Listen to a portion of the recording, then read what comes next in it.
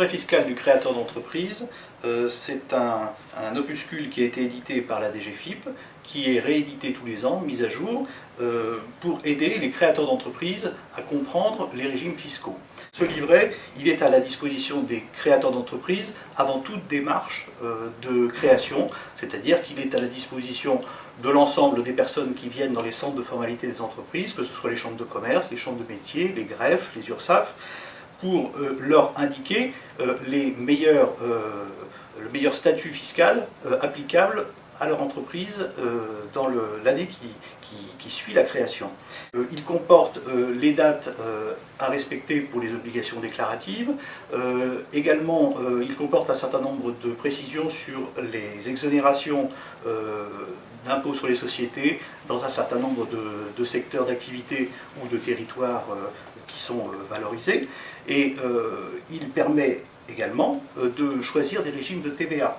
Ce régime de TVA, c'est ce qui est important, par exemple pour un chef d'entreprise, pour prévoir dans son business plan les besoins en trésorerie qu'il va devoir présenter pour valider son projet d'entreprise. La DGFiP, contrairement à une idée répandue, n'est pas d'abord une administration de contrôle, c'est aussi l'administration de service.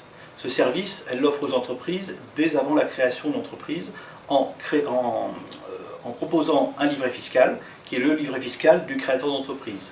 Ce livret, il est important de le connaître, parce que c'est lui qui va vous permettre de connaître les différents régimes d'imposition qui sont offerts aux entreprises, et qui conviennent exactement à l'entreprise que vous allez créer, à l'activité que vous allez créer.